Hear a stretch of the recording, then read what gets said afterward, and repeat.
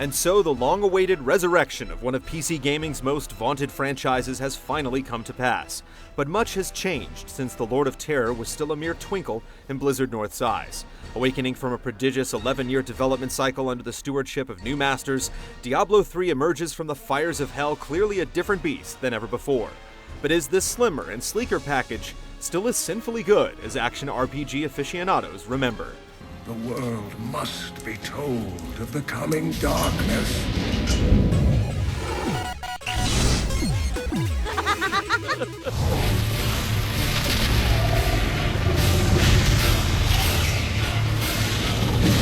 12 years after Diablo and his ilk were purged from the dark corners of Sanctuary, a mysterious star crash lands upon the rickety borders of New Tristram, setting into motion the events that would once again bring mankind's greatest champions up against the primevals of hell.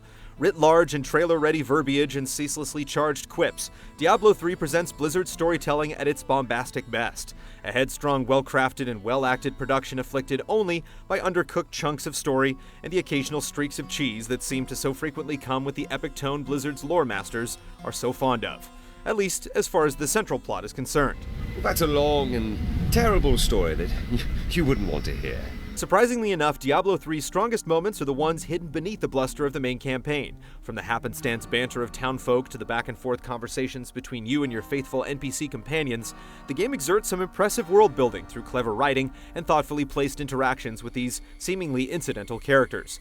The dark and dreary world of Sanctuary feels all the more real as a result, and it's hard not to keep an open ear to some of the more well-developed side stories and audio logs liberally strewn along the path. You might even catch yourself caring more about some of these unfortunate souls than the ones laid bare before you in the meticulously produced cinematics. If these translations are correct,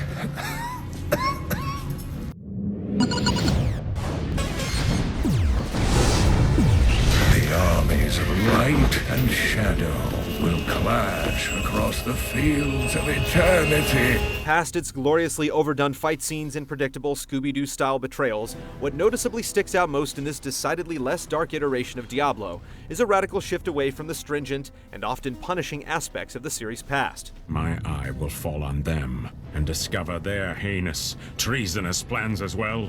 Gone are the stat point allocations, talent trees, and item identification scrolls that have for so long been the cornerstones of the series' complex feel. What's left is a game that may seem a fair deal simpler, but one that still makes choice feel meaningful. Right from the get-go, it's clear that the game opens itself up to a more playful approach to experimentation. One needn't look further than the thoroughly redone rune system, which allows players to freely customize the secondary properties of their skills at any time, or the artisan system, which grants a means of regulating the types of gear and gems at their disposal, for proof that Diablo has moved on from its severe past. Soul-crushing difficulty modes accepted, of course. There is no justice in murder. At the beginning, however, the goings are simple enough. Diablo 3 readily preserves the series' kill, smash, and loot sensibilities across 4 mostly linear acts, filled with just enough randomized dungeons, world maps, and chance events to make each playthrough feel slightly different than the last. If scrutinized solely on the merit of its progression content, the game's unrelenting single-mindedness and conspicuously unresolved narrative threads leave something to be desired, especially for players expecting much more of an evolution from past games this time around. That said, it isn't until reaching Nightmare Mode that Diablo 3 begins to show more of its diabolical hand. Once the training wheels of normal difficulty rock off, it's an entirely new ballgame. How satisfying. Thanks to a general increase in mob counts, life totals, and damage numbers, the harder difficulty settings in Diablo 3 require a brutal awareness of the game's finer points. In time, it becomes much less about vanquishing the prime evils than eliminating all imperfections from your character build.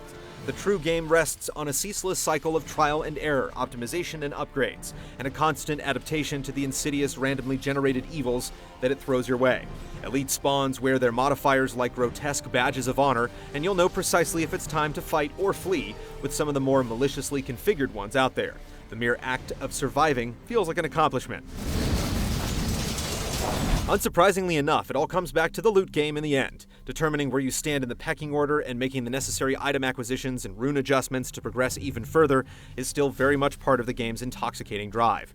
But as such, it also becomes a bit contradictory to the series' newfound open-ended nature, with a rigid focus on stats and gear. The The bigger and badder monsters of Nightmare and beyond seem artificially tuned to increased gear levels rather than player skill, ultimately making a substantial portion of your efforts all about clearing a checkpoint of equipment, rather than coming upon any particular revelations in tactics or ability loadouts. The series' experimental dabble in in-game auction houses, both with fictional gold and real-life dollars, has proven to be a worthwhile feature thus far by taking away some of the burden of gambling time and effort on waiting for an upgrade to drop. At press time, however, the real money auction has yet to be implemented. In terms of the game's other primary features, Hardcore Mode provides a merciless venue for players to flex their best survival skills, while a customizable cosmetic banner option injects a personal touch unique to each player in place of avatar options. Newly implemented achievements flood the senses with a constant barometer of your progress, and the streamlined process of finding and joining games is joyfully effortless. The only thing missing from this jamboree is PvP, which is due in the indeterminate future through a content patch. While there may be more than enough game to sift through without it, it definitely comes as a sizable setback for those expecting to round up a stack of ears at launch. For all that is holy!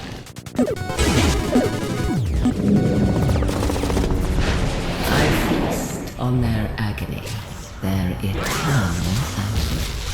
While the inclusion of an MMO-style skill bar and a retuned potion belt stand out as some particularly big changes from previous games, the series' click-happy, spam-friendly formula for success remains blissfully intact, and there are yet more substantial additions still.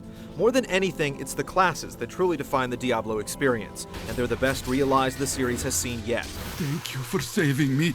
Save for the strapping barbarian, the character classes in Diablo 3 bring an eclectic mix of new blood to the table, though they do riff off of familiar motifs from the heroes of past. The wizard and witch doctor, for instance, recall shades of sorcerer and necromancer respectively in their arcane mischief out on the battlefield. But to call them carbon copies would be giving the imaginative flourishes poured into each class short shrift.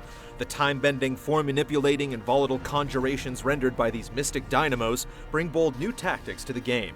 The monk, meanwhile, places its own spin on the tank healing template set by its ancestor, the Diablo II Paladin, with a highly mobile and defensive style of battle, complemented by the cunning killing arts of the Demon Hunter, who brings the best of the Amazon and Assassin to life with a lethal loadout of magically tinged gadgets. The scent of battle saturates the air.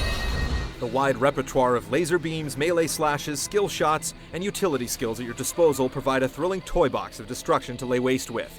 And it gets more intriguing still once crazy, unconventional builds and subtle rune alterations factor into play.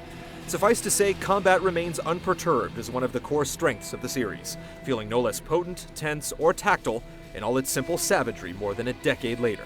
Do you smell that? The falling star struck the town of Tristram.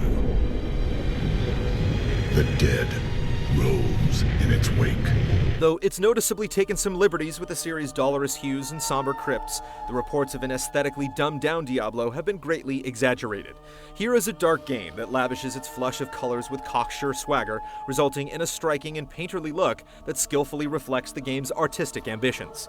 A sophisticated physics system adds veritable impact and realism to each carefully placed blow, while the tastefully done spell effects endow each skill with distinct flair and presence out on the battlefield. It all comes together in a tight and arresting package that surprisingly manages to stay legible even in the midst of the most chaotic engagements. You'd be wrong-headed to call out Diablo 3 on being too bright, but to call it unimpressive would be downright foolish. The true vision of the Lord of Hell! As expected, the sound and cinematics department deliver the gusto with a chilling soundtrack, as well as world-class cutscenes that continue to lead the rest of the industry by the nose. The game's voice actors should also be commended for giving their all with excellent performances throughout, especially considering some of the hammy dialogue that they've had to endure. You do believe me, don't you, Leah?